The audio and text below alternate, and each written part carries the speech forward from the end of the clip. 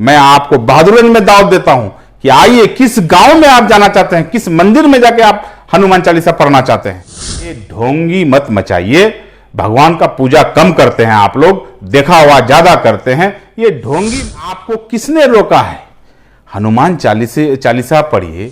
आज एएमयू का फंड रोका हुआ है, भारत सरकार को नहीं चाहिए, बीजेपी सरकार। विधायक जी कुछ दिन पहले गिरिराज सिंह जो कि केंद्रीय पंचायती राज मंत्री है, उनका एक बयान आता है कि सीमांचल के खास करके किशनगंज को टारगेट करते हुए कोचाधमन विधानसभा को टारगेट किया है वो, कि वहां पे हनुमान चालीसा पढ़ नहीं सकता है कोई। क्या सच्चाई है सर इसमें?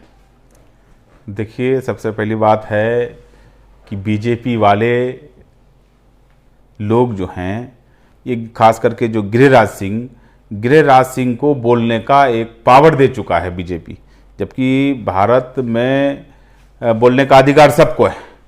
लेकिन गिरिराज सिंह इस तरह का बात करता है, एक ऐसा बात बोल देता है जो हिंदुस्तान में एक बात छिड़ जाए, उसको जो है सस्ती लोकप्रियता पाने के लिए बीच बीच में एक बात बोल देता है। मैं गिरिराज सिंह से कहना चाहूंगा कि आपको किसने रोका है? हनुमान चालीसा पढ़िए, आप जितने मंदिर है जाके पूजा पाठ करिए। मैं आपको दावत देता हूं, कोचाधामन किस गांव में जाकर के आप हनुमान चालीसा पढ़ना चाहेंगे, मैं आपको दावत देता हूं कि आइए, मैं आपके साथ रहूंगा। अगर कोई उंगली उठा देगा तो आप मेरे नाम से जूता टांगिएगा। मैं आपको बहादुरगंज में दावत देता हूं कि आइए, किस गांव में आप जाना चाहते हैं, किस मंदिर में जाके आप हनुमान चालीसा पढ़ना चाहते हैं, आप आइए। ये ढोंगी मत मचाइए।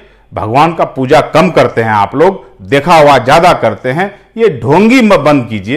अरे भगवान को पूजा ही करना है, हनुमान चालीसा ही पढ़ना है तो बंद रूम में पढ़ो ना, भगवान को राजी करो। अरे असल इबादत तो वो होता है जो बंद रूम में अल्लाह को, भगवान को राजी किया जाता है। आप लोग तो ढोंगी बाबा हैं।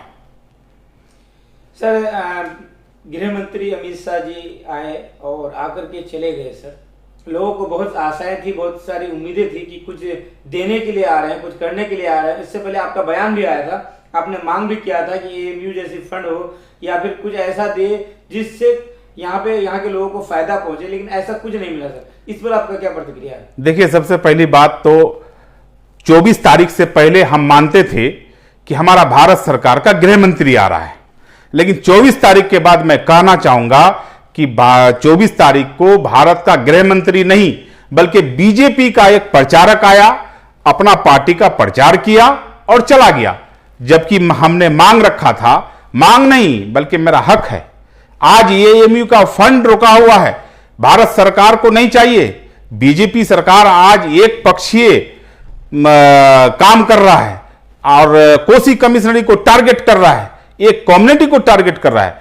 क्या एएमयू में मैं पूछना चाहता हूं, अमित शाह जी गृह मंत्री हैं हमारे, मैं पूछना चाहता हूं कि क्या एएमयू में सिर्फ मुसलमान बच्चा पढ़ेंगे? हिंदू भाई भी पढ़ेंगे, सिख भाई भी पढ़ेंगे, ईसाई भी पढ़ेंगे। तो आपने क्यों नहीं देखा कि एएमयू का फंड रुका हुआ है? एएमयू को आज कोसी कमिश्नरी में कोई विकास का जरूरत नहीं है। जिस दिन एएमयू का काम हो जाएगा हम लोगों का, हम लोग समझेंगे कि हमारा कोसी कमिश्नरी विकसित हो गया। क्योंकि जब तक हमारे यहां एजुकेशन नहीं होगा तब तक हम तरक्की नहीं कर सकते हैं। सिर्फ रोड घाट पुल बांधने से विकास नहीं होता है। जब तक हमारे यहां शिक्षा नहीं होगा, हमारे यहां डॉक्टर नहीं बनेंगे, हमारे यहां से आईएएस आईपीएस नहीं बनेंगे, हमारे यहां से इंजीनियर नहीं बनेंगे, तब तक हम कैसे विकसित मानेंगे? इसलिए मैं चाहूंगा कि भारत सरकार से कि हम लोगों का जो एएमयू का फंड रुका हुआ है उसको रिलीज करा दीजिए। 24 तारीख से पहले हम मांग आपको यही रखे थे। हमने मांग रखा था, दूसरा मांग एम्स का शाखा खुले किशनगंज में, जो हमारे लोग यहां से बाहर इलाज करने के लिए नहीं जा पा रहा है। एक हॉस्पिटल, बड़ा हॉस्पिटल खुल जाएगा, कोसी की कमिश्नरी का एक भला हो जाएगा। हमने मांग रखा था कि हमारे यहां एक उद्योग लगाया जाए, जो हमारे यहां से लोग जो बाहर खटने के लिए जाता है वहां जाना नहीं पड़े, यही हमको रोजगार मिल जाएगा। हमने मांग रखा था कि हमारे यहां जो सुरजापुरी बिरादरी के लोग हैं उसको आरक्षण दिया जाए, एनेक्सर 1 में लिया जाए। हमने मांग रखा था कि हमारे यहां जो नदी कटाव हो रहा है, मानंदा बेसिन के नाम पर जो रोड मैप बना हुआ है, उसमें फंडिंग देकर के मानंदा बेसिन का काम कराया जाए, यही विकास है। और ये जब तक काम नहीं हो जाता है, हमारे कोसी कमिश्नरी में, हमारे सीमा अंचल में, हमारे किशनगंज में विकास यही मुद्दा है और कोई दूसरा मुद्दा ही नहीं है। Sir, PFI popular front of India, जो कि हिंदुस्तान की एक बड़ी संस्था है, मुसलमानों की एक बड़ी संस्था है, उसको 5 साल के लिए बैन कर दिया गया। सर, इस पर आपकी क्या प्रतिक्रिया है? एकदम सरासर गलत किया है। आप दोहरी नीति कर रहे हैं। आप 1 अरब 35 करोड़ लोगों का आप प्रधानमंत्री हैं। आप 1 अरब 35 करोड़ लोगों का गृह मंत्री हैं। 1 अरब 35 करोड़ लोगों का आप सरकार में हैं। आपको दोहरी नीति क्यों? एक नजर से किसी को देखते हैं, दूसरे नजर से आप बंद कर दिए। आप PFI में बैंड लगा दिए।